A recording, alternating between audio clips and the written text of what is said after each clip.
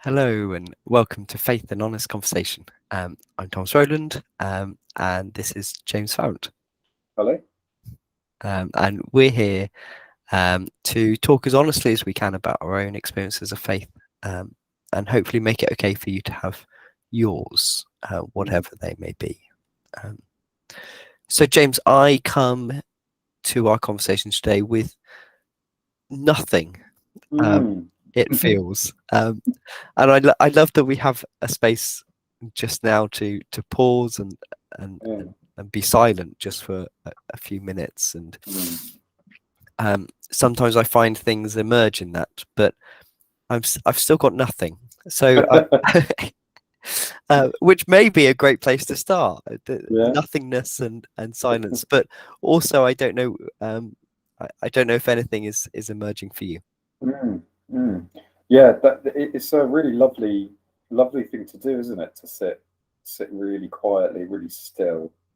And yeah, a few things did crop up for me, and like, after you've sat for a minute or two, and the distractions, like your internal monologue, has kind of stilled a little bit, and I kind of find I go into a bit more of a listening state, or a maybe not listening isn't quite right, because I'm more open maybe, and I guess, like, what was coming up for me was, and I noticed that I haven't sat and I've prayed for a while, or prayed at all, however I do it, which it varies, and it's different depending on where I am. But prayer has been a bit of a sparse discipline for me, and I sort of thought about that, and I thought about, okay, so what is prayer? And then I sat a bit longer, and that thought kind of drifted away, and then just like this real deep sense of stillness, and then like a very, very quiet, for me, the voice of God. For other people, I don't know what they might call it, but for me, it's the voice of God was just saying, "It's okay, it's okay," and this really profound sense of peace comes over me, and it's funny because, like, I find it hard to stay in that place.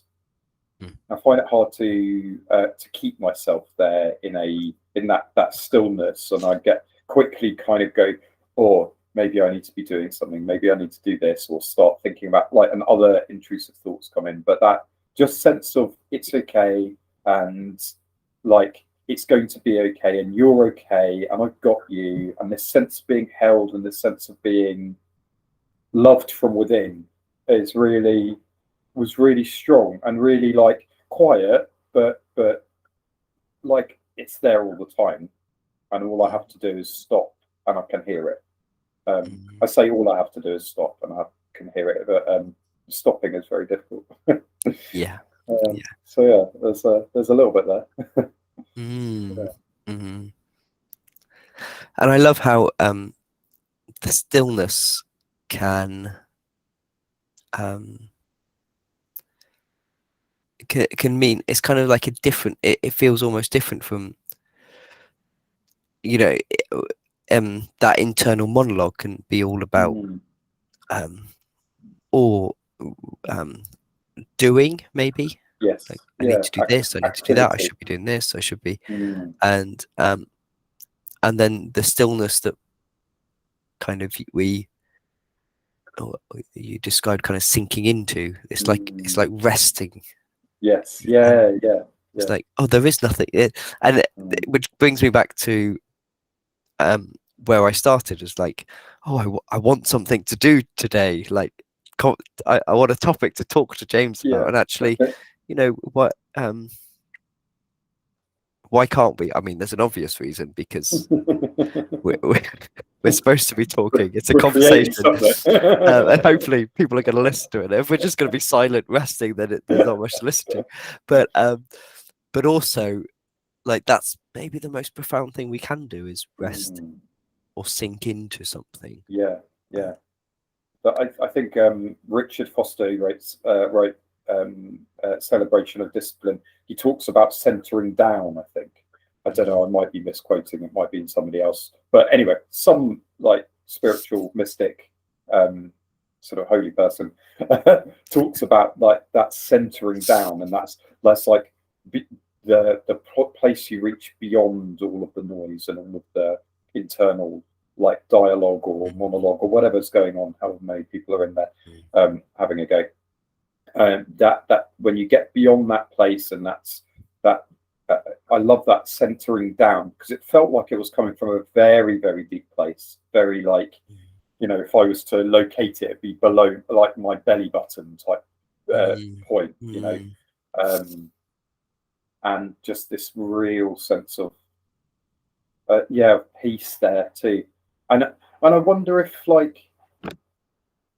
that's something that's experienced by everybody who meditates, or if it's just like if that's just like a meditation once you've had a spiritual experience of some kind, or I don't know. There's so many questions surrounding it, but I love that I've got it. I love that I've discovered that, and that it doesn't matter where I am or what I'm doing, that I can take some time and find that place, and it's never out of reach. It's always there.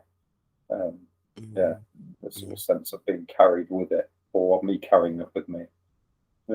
Yeah. Just gonna cough. Yeah, go for it.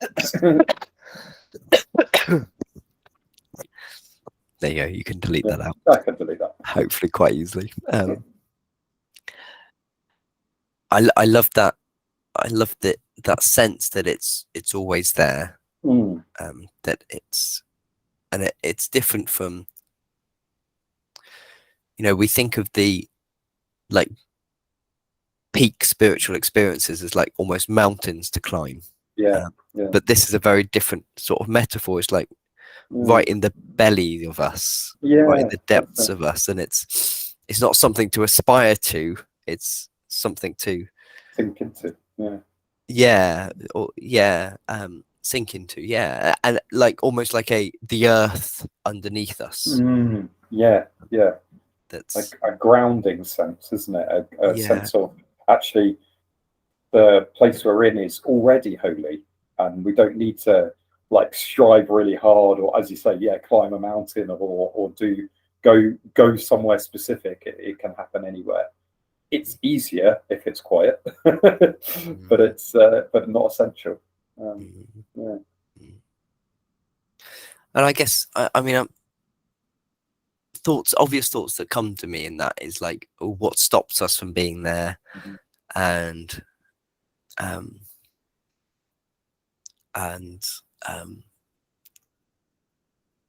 things like that. I don't know if that's where I want to go or not.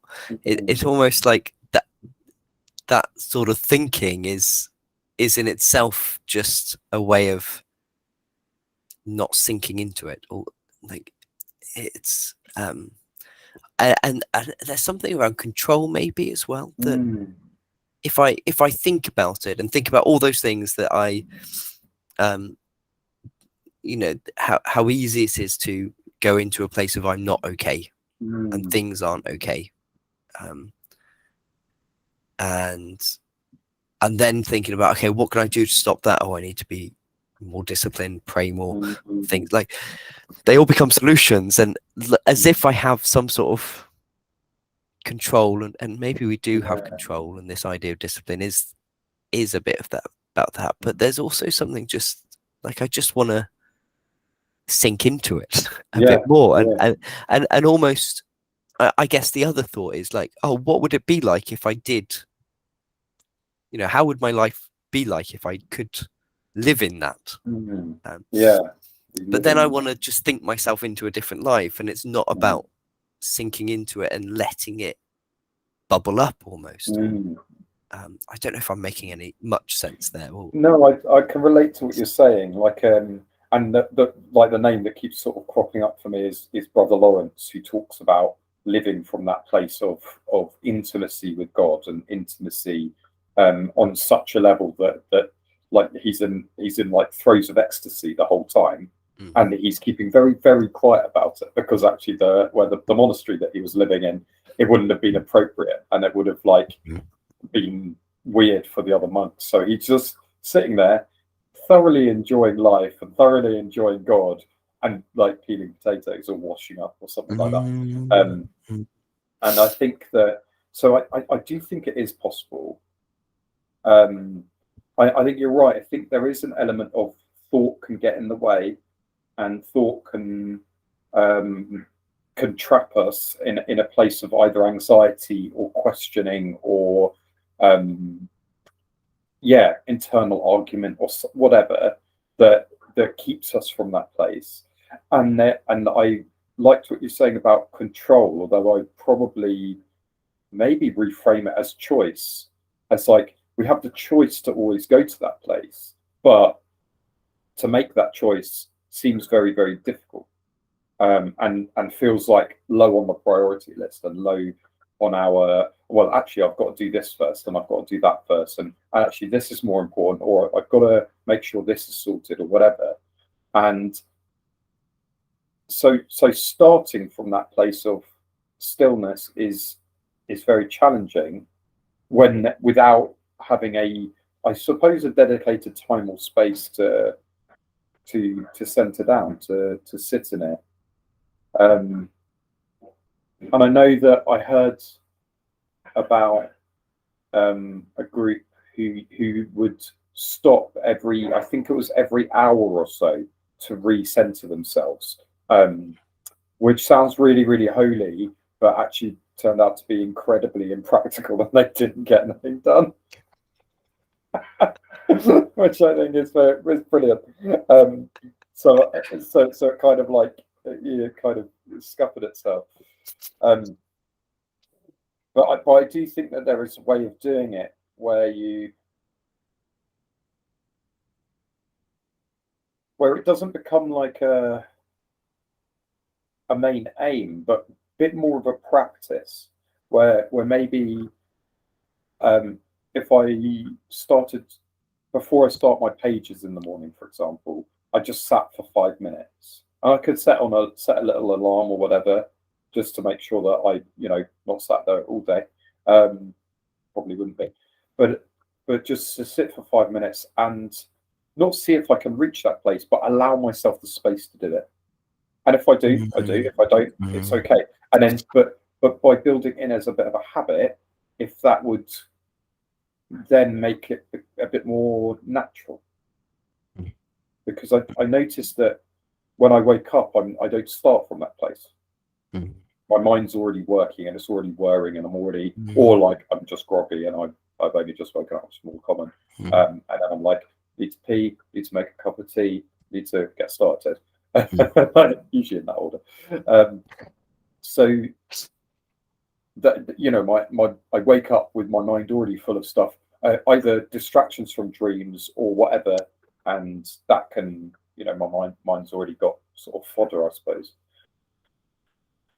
And it would be nice to have like a little bit of time just to let myself sink into that place and see if then I stay in that place for the day.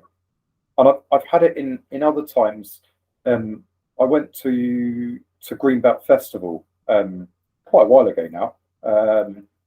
I've been a few times, but once, I think it was my first time going, I went along to a yoga session, and right at the very end of that yoga session, there was a very long period of just sitting or lying or being in silence, but in quite a conscious way.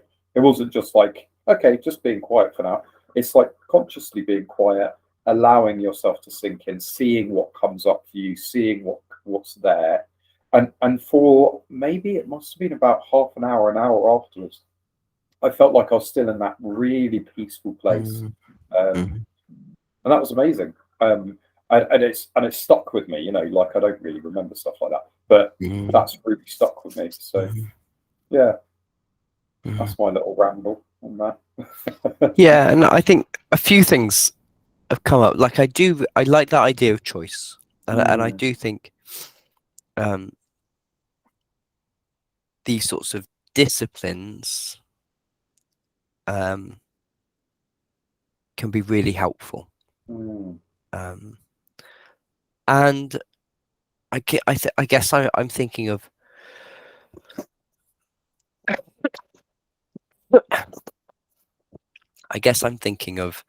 an idea of balance. That and I've been reading a book on our immune systems and immunology, and something that came up there, I think it was the book or a podcast linked to it, was an idea of balance, that stress and all the stuff that happens in the immune system to do with stress or like the responses that the immune system can do, like that's part of normal life. That's part of doing stuff, even part of eating. Like our immune system responds when we eat to protect us and things. And we also need time for our bodies to kind of come down again and relax and heal. And so I guess I'm thinking this, it's not that this has to take over our life and then we become useless, or we don't get anything done, but it's how does it become a rhythm in our life of balance?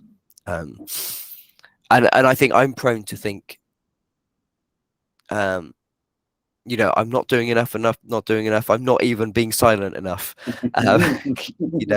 Like, and actually, I mean, there's two things there. One thing is, what we were talking about sinking into is that we're okay, even if we can't sink into that place at the moment. It's okay. We're okay. And that's a profound thing to get your head around. I think that even in the spiritual journey, everything's okay. It's still okay. And the other side of it is, well, maybe there are little nudges I can do in that direction. Like in my everyday, I mean, I get quite swamped quite quickly because I've got I have an excuse maybe in that I've got a 5-year-old who comes bounding into my room, and a 2-year-old who says, Daddy, I want my daddy. Why you can't do it quietly to begin with, unless he has been for 10 minutes and I've just maybe that's it. But anyway, I feel quite swamped very quickly. But I also, before that, like I'd be swamped very quickly in thinking and wanting to get on with my day and things. And maybe that's okay too. But maybe at some point, if I can put in a few minutes of silence or contemplation or something, and then maybe, okay, at some point in my life, I can structure in a day's retreat or an evening yoga or something, like not making it another judgment, I guess, another thing to judge yourself on. Because I think that's so, and it's so contrary to what it is. What it is that it's okay. It doesn't matter if you do it or you don't do it. It's still okay. It's funny, isn't it? And our minds make quite a mess of it, I think. Maybe is it because it's beyond thought, and it's not thought, it's something different. Maybe that's what, like, as I say, my thoughts touched briefly on what is prayer, and I was thinking, oh well, it's just like when you're thinking inside your head, but in a more directed way. Obviously, you can do it out loud, or write or whatever. But equally, it's not quite. It is beyond thought. It is beyond speech. It is beyond communication in some way, and yet it is still communication and communion. That's a lofty concept. Yeah, and I think that. Sorry, there's another thought that was floating through my head. So I'll go with the other thought first, and then come back to prayer maybe. But when you talk about Brother Lawrence, just like bubbling up inside, enjoying things, I was just thinking, like there's something in me that is like, that's not allowed. Like I shouldn't be bubbling up, enjoying things. I should be struggling, or I don't know, proving myself. Maybe not proving myself, but I should be struggling. I should be trying. I should be, I don't know. I don't know if it's like some sort of what you could say, a kind of martyrdom ethic, that I should be martyring myself in some way. And so that could be a real block to living in that, of like just letting myself, it being okay that I can live in that space and do the things I need to do to keep in that space. Held in balance with the fact that I'm human, and I don't think I'm ever going to get to a place where I can, so yeah, there's different pieces of the puzzle that I'm trying to hold and put together. But with prayer, I think it's been a particular, I think I've read it's a particular thing with evangelicalism, that it's very thought and very verbal. And one way to put that is that it's very much about our ego. Or it's very ego-centered. Not in the sense of an ego being bad necessarily, like inflated ego, but the sense of the ego being our reasoning capacities, our doing, functioning, us doing an action, having activity, and thinking in that, and logic maybe as well, and prayer, and I think that can be part of it. The ego is part of us, but also we're much more, particularly like we've got a whole body. And I think it's like when we are with somebody in counseling, maybe I came across this lovely phrase of withing. And like a relational knowledge that kind of comes when you're with somebody, but it's not to do with thought and thinking so much. It's kind of maybe intuition and an embodied sort of knowing. And so that was coming to me, and I think, I mean, naturally maybe I was thinking about where I am with prayer, and do I have prayer times? I don't know, but I do have sort of centering times, and particularly the last couple of weeks I found this really key, where I've been kind of just stretching my back because it's been really hurting, and then that's naturally gone into just a bit of breathing, and there's been a bit of Bible reading as well, or reading as well, and things, and a lot of thinking, because that's where I go to when I've not been feeling very well, so that's where I go to a lot. It's very hard, so that's been, but I do think like all of that, and all of the times when I'm starting to get in touch with myself somehow, like all of that feels like prayer, like I'm starting to come back to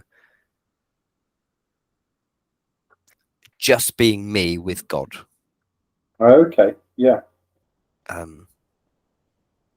Something like that.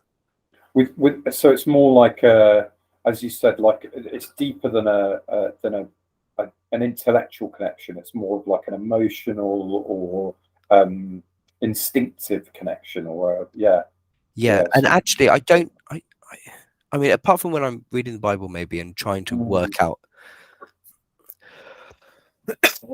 what it's saying and do I agree with it, or can I agree with it, or where am I with it, but even that's a sort of like wrestling with myself and maybe something else, or wrestling with something. It's kind of, a lot of the time it's not verbal, or it doesn't take the form of thought, and actually I'm trying not to almost think or talk, unless because it feels like noise maybe, unless it feels like I'm really expressing something that needs expressing. Okay, and needs some form of word or some Yeah. shape to express it in. Yeah. I don't know what I feel like I've rambled for a lot there. That's good. I guess what triggered me in that was, and I'm not, maybe this isn't what you were saying anyway, but it triggered something in me that we can close prayer down into being something when Yeah, I think it's much it's much broader. broader. Yeah, much Yeah. bigger. Yeah. Um, Yeah, I can relate to what you're saying. I think that I've certainly experienced that with like on from a church or evangelical perspective of like prayer being very much about what you say. Um, if you do this and do this and make sure you say this and like this is how Jesus has taught us to pray. So we're going to do the Lord's Prayer, blah blah blah. And we can really explore that. And what does each line of the Lord's Prayer mean? And you kind of dissect everything. And it's very sort of like forensic, analytical approach to Scripture, to how we live and how we and what we do and what we say, as opposed to more of a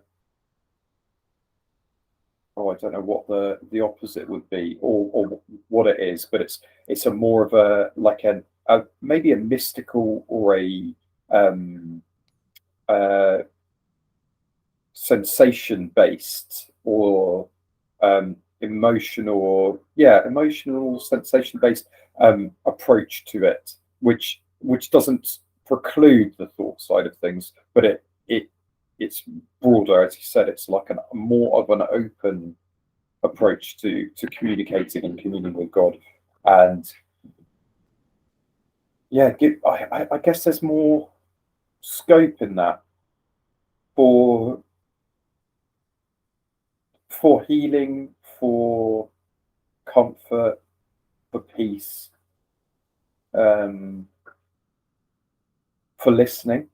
I think, and listening not just on a verbal sense or a communication sense, but listening like allowing your body to listen and to hear and to feel and to respond. Yeah, I don't know. I mean, it's. I think it's very deep waters, really, isn't it? Dabbling, like stuff that I was writing the other day about sort of contemplating what is thought and can you think if you haven't got words or a way of communicating, because this thought like just an internal dialogue or like monologue or something like that. If you haven't got a formalized vocabulary or way of communication, is thought all just in pictures and colors and sound and light and all of these sorts of things and sensation. That was a bit of a frivolous, yeah, different avenue, but it did make me consider, and I suppose it does inform it a bit like I suppose the prayer is, it's not merely thought, it is something more than that. And maybe thought can be more than that as well. I don't know. That's just a ramble. Yeah, no. If like I guess where I went in that was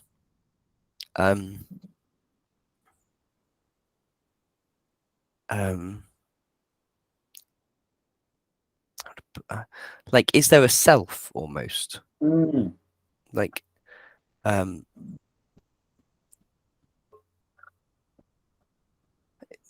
and I guess linking it to prayer, like how does the self commune with God?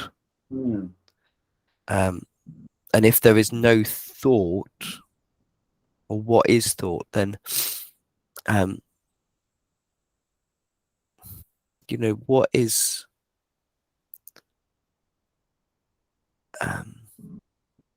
yeah, what is thought's connection? What is thought's role in all of this? Maybe, like, is it periphery? Is it just, I could be a being that was born into a world that didn't have language.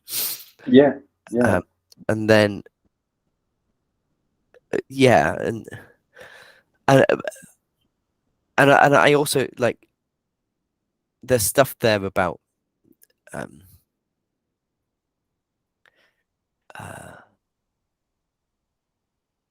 like how real is my thought as well. I feel like I think language, I see it with my kids. Like, I spent a long time wondering what on earth they think about when they couldn't think. And as they got words, they just seemed to think about the words that they had. And I kind of think that's what language does, that it shapes our thought. It actually controls what we do think about. So definitely, and there's certainly like a branch or an element of counselling and psychology which suggests that like the linguistics that we use and the way we use language, while seeming very trivial, actually has a massive impact on how we think and what we think and why we think. And that's a really good point. Like, before that, are we more instinctive? Are we more emotionally driven? Are we more just driven by like the moment, or more inspired by the moment? Maybe is less is a more accurate phrasing or framing of it. But yeah, and I think with internal family systems, which we were talking about before, that talks a lot about language and about how the impact that has, and there's the way you say things can impact not only how you think about them, but how others think about them. Like, if you're using accusatory language, instantly you're placing like a judgment in that, and it's just your words that have done that. And that can inspire our thoughts one way or the other, or influence our thoughts one way or the other. Yeah. And that puts an interesting lens on where we've talked about spirituality that's very analytic, and like, what was the Lord's Prayer, and what does that mean, and what should we be praying? And that's where I kind of went when you were saying, it's like, it sets standards about what language we should be using, what the things we should be saying, and the language we should be using. And what do we mean by that? And why do we mean that? And what should we mean by that? And what shouldn't we mean by that? Yeah. Suddenly it becomes very, as you say, very not judged isn't the right word, but very like there is a right and wrong here, as opposed to freedom or choice being there. So it becomes more constricted, more constrained.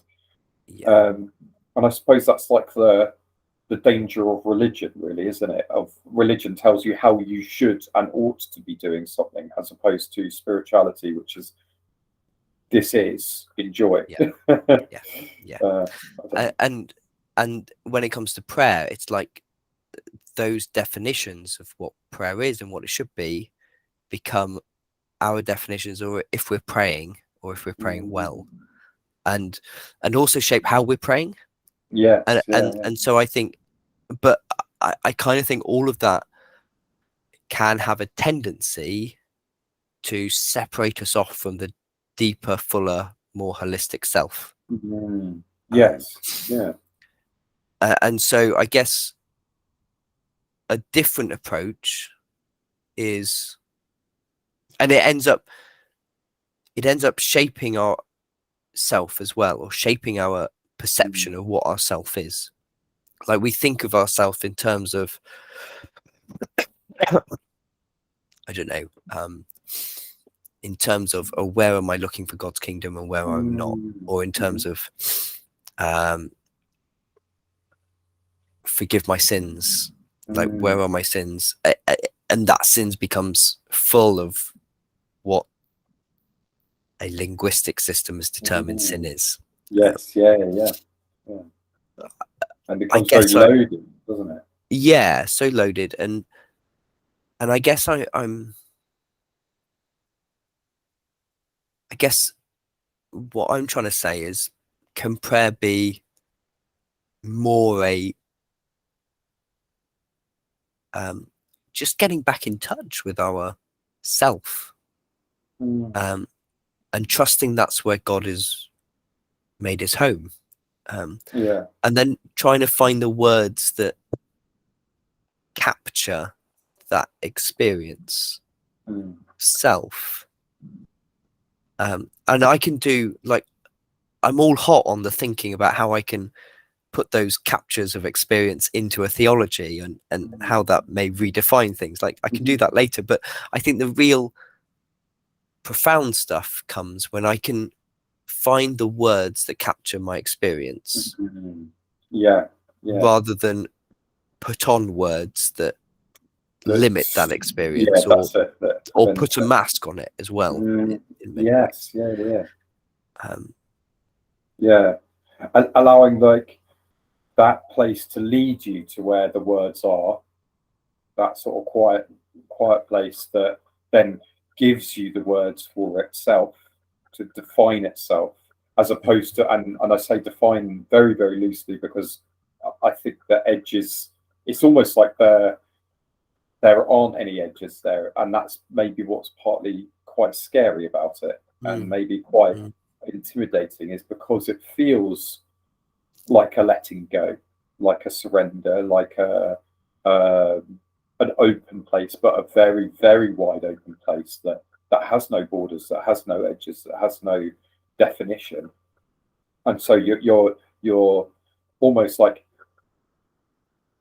releasing yourself into a space, into a void, into a cloud or whatever. And so because we live in a world with such like defined things, our language is so defined, our language has edges.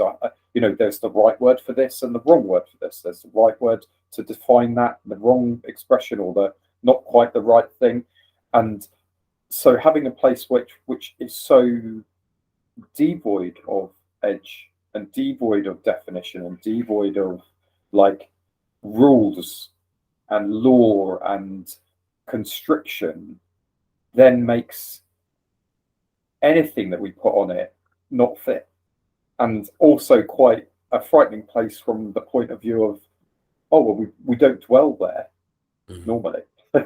We don't dwell there all the time, so being there or going there can be quite intimidating, and yet incredibly freeing. And it does then, when we look out from there, or out from this place, the ability to see life differently, and people differently, and ourselves differently, and others differently, to want good for people, to want peace for people, to be able to have more compassion and kindness towards one another, I think magnified, because there's no limit on it. There isn't there's no boundaries.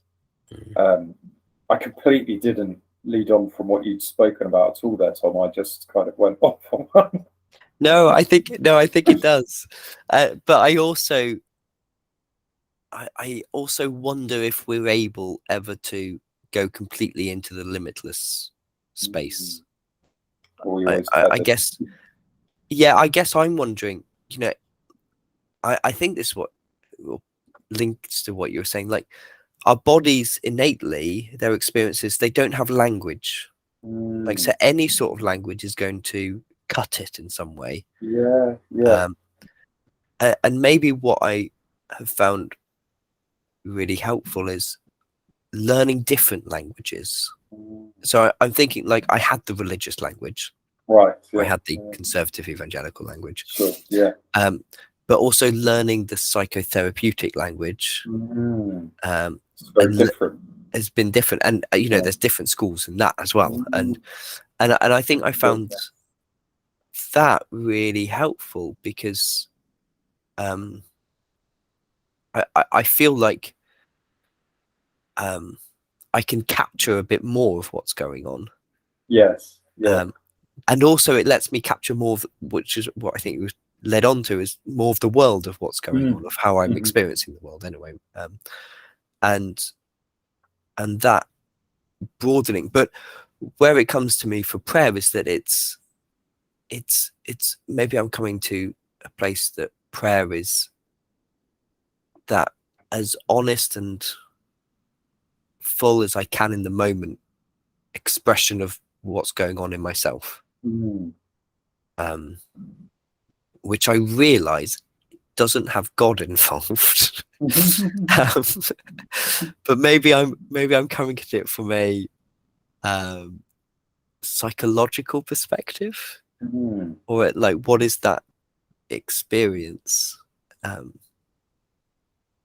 my belief is that God is there in like God is in me, so that if I can become aware and express what's going on in me, then I am communing with God in some way.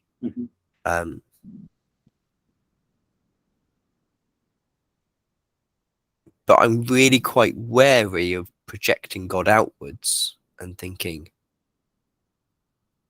or like, because then it comes into the problems in prayer that I like we can go around, and I'm aware of time, we've probably spoken more anyway, but like then it goes into, oh, you're over there and I want to be over there, like I want things to be better, or I think why can't I feel you closer, or and like this, and or asking for things, and then the problems of, you know, why does God answer some prayers and not others, like so I'm getting stuck now. I think for now I've basically given up on that as a way of approaching prayer, but I find it much more energizing and much more like it feels right to become more centered on my own experience, and what's trying to get a handle of what's really going on, and express that honestly, and love, like experience it in compassion, maybe, which I think again is rooted in my belief that God is there and God is compassion. Yeah, you were going to ask me something. I was just going to clarify. So you've given up on the more formalized method of prayer. Is that right? What you're saying that? Depends what we mean by that. I think I've given up on this idea of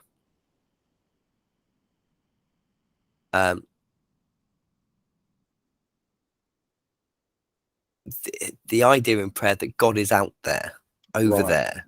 Okay. Yeah, far away rather far than away. Near. Yeah. And so I've got to ask for things. Right. Okay. So from supplication, something elsewhere. Yeah. Right. Yeah. Or like you're going somewhere to meet God. Yes. Yeah. But that isn't to say, like, sorry, I've realized I've just made this all about me and my prayer life. No, not at all. Not at all. Like, that isn't to say, I think it's really powerful to get into the nugget of a supplication or a God help me in this. But it feels much more real, or much more like, it doesn't feel like I'm asking a far away God, or I'm asking, it feels like God's right there, and it's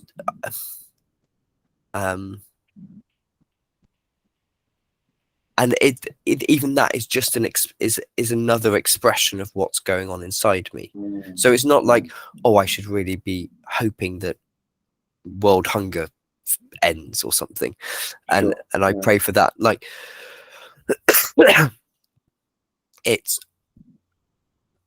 if there are times when I feel this connected to the global humanity, which is rare, but if I can get there, like, there is a part of me that does feel grief when it sees the grief of other humans, and so it's at that point I can say, God help us, or God have mercy. Like, and they're words from that, like Lord have mercy, or Mhm, a real, you know, they've got their own religious place, but Yeah. it's kind of much more my voice Yeah. to them. Yeah. You're expressing an internal grief or desire or compassion using words that already exist and have been Yeah. used before to do the same. But Yeah. but those words are appropriate. They're not. You're not putting those words on because you feel you ought to. They're coming from you. Yeah. It's like a centered place. Yeah. And they also feel much more like, sometimes it feels much richer to use those sorts of traditional wordings. Yeah. Yeah. Well, there's because power, isn't there? Yeah. yeah, like there's a whole history in them, and like Yeah. yeah. That's really We've gone a long journey there. That's great. yeah. I like that. Where are you at? I feel like we need to wrap up soon. Yeah, that's great. I think that's a good place to end it. I was just going to add that, yeah, just that coming right down, and that whole God not being out there but being in here, God not like being someone we go to but someone we realize is already with us, and I also get that sense sometimes that, well, I don't know, I can't sense God or feel God, but there's like it's an intellectual knowledge. Well, okay, but I do believe that God is here. I'm choosing to believe that God is here with me, and I guess that there's something there about allowing that to have its place. So even when I'm not able to center down, I'm not able to reach that place of peace, that I can still talk to God, I can still communicate with God. I might not feel the same about it, but that doesn't matter. It's still okay, because you know that God voice is always saying it is okay. And I suppose that there's another part of myself that when I am really, really deeply in that place, I don't really ask for stuff. I don't really find myself asking, "Oh God, answer this prayer," or "What is it going? Can you do this? Can you do that?" Because it all feels much less vital. Like the important thing feels to me about being there, about being in touch. Yeah, and I guess that was all that I really wanted to say about that. But yeah, I do find that a lot of my questioning or ideas about what I had in mind to talk about or to ask about or to pray about or whatever kind of crumbles and evaporates. Yeah. It's a really interesting topic. And I think there's something there about going to a deeper level of knowing as well. It's almost like when you can get to that place, sometimes, not always, but sometimes you just know what to do. Yeah. Like or you just know what. I don't want to say what God's thoughts are, but it almost feels like. Yeah, it's faster than thought. It's more intuitive almost in some aspects. Yeah. Thank you, James. I've really enjoyed this. Thank you for your honesty as well. That's great. That's lovely. Yeah, well, you know, I hope you could be honest as well. I feel like you sparked something in me about prayer. And I went a bit on a rant, maybe almost, trying to work out what I do think. So thank you for giving me that space, I guess. Yeah. It's good. Yeah. Well, I hope you enjoyed this week's conversation, and that you can join us again another week. Thank Take you care very for much. now. Bye.